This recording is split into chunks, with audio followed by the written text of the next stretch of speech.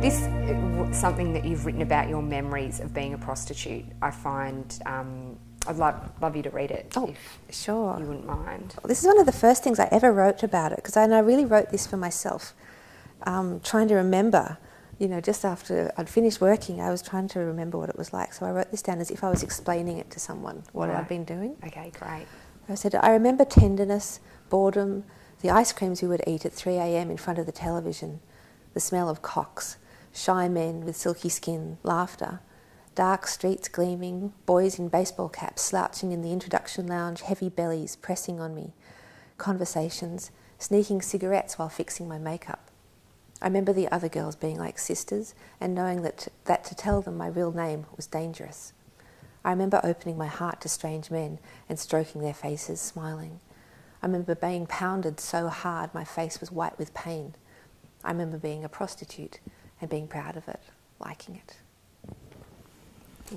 What I loved about this is the fact that you say that you were proud of it. Do you still feel like that? Yeah, I do. And I'm really proud of the fact that I get the chance to speak about sex work in public. I think that is a privilege. I know that a lot of people who work in the sex work industry feel that they have to be either victims or heroes. Yeah. And I was talking to some people the other day, sex workers, and we were saying that because we don't feel like victims, we feel that we're always meant to make the happy version. The pressure is on us to make it sound like the best job in the world, because if you say anything about, well, sometimes I was sad or sometimes I got hurt, people will say, aha, see, gotcha. And the reality is that it's a bit of everything. It's just like any other job. It's very much a profession. It doesn't say anything about what kind of person you are, except that you're probably a fairly resilient person if you can work in the sex industry. And there are sad and unhappy and damaged and exploited people, definitely. And there are some very smart, successful and content people who work in it. Yeah. And I'm proud of it because I felt that I did really good work. Mm-hmm. I think I was good at it. I was diligent and conscientious. I had respect for my clients most of the time. Yeah. A lot of them had respect for me.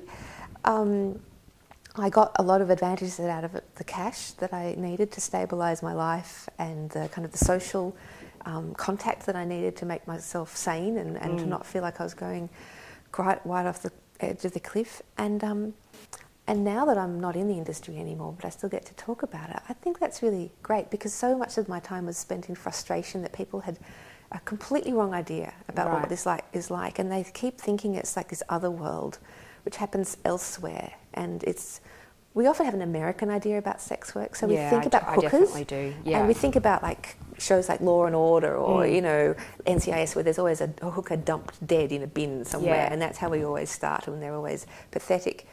And the reality is that Melbourne, for example, has 100 legal brothels, which employ dozens of women and to which absolutely hundreds of thousands of men go.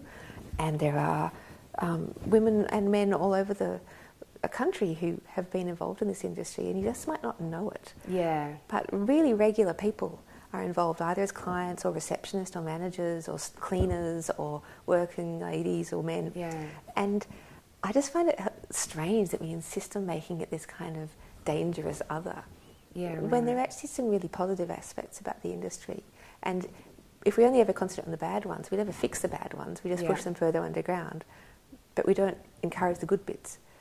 How do you think that we, because I can imagine there would be a huge difference in being a street prostitute to working in a brothel. And I think that I look at the women on the street and think victim, which I think most people do. How does that change so that part of it becomes safer? Do you have any thoughts on how we do make the part of it that's not great better? Well, it's funny, you know, because the law and kind of social justice systems have moved way in advance of the public sentiment about street work. Right. So the law no longer punishes sex workers for being sex workers in the same way as it used to. There are moves afoot actually to do it so that the clients are punished, which I don't think is helpful. But the police policy in St Kilda for years has been kind of harm minimisation. They're not that interested in prosecuting sex workers for soliciting. They just want to make them sure they're safe and that the community as a whole can accommodate the sex work element in St Kilda, which is always going to be there. Yeah. And so people, I think, are still stuck on these kind of impressions, because what you see is, and I understand absolutely, is you see this woman standing very alone and isolated in the dark. And often on drugs Often as well. on drugs, Yeah. and probably at disadvantage then. And a lot of the people who work on the street are people who have kind of fallen further and further down the slope, and they're very vulnerable.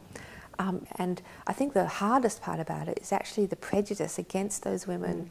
The more people think that they are these terrible, tragic figures who are broken and kind of distressed, the more when something bad happens to one of them, when they're raped or murdered or bashed, people kind of think, oh, well, that's what you get.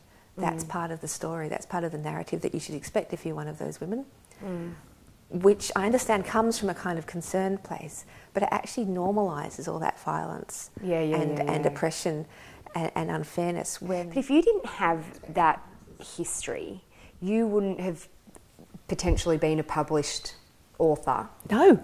Well, you definitely probably wouldn't have. Well, with this story anyway. No. You know, like when I hear things like that, I'm like, God, everything does happen for a reason in terms of that has built you a career and turned you into an amazing writer. And you've got stories to share with people who, everyone who reads your book is like, wow, let me read the next one, you know? Yeah, well, I guess I probably would have been a writer, but I would have been like in the public service writing government reports. Or something. I don't know, but I like academic stuff. Yeah. But no, absolutely. It turned out that 5 years of just terrible, sad and tragic heroin addiction was very hard work. But if I'd kept the receipts from my dealers, I would be able to claim them all on tax. Oh, you would have, because it turned out to be fantastic material for a memoir. Yeah. It was research. Yes, that's right. Yeah. Unfortunately, dealers don't give receipts. Yeah.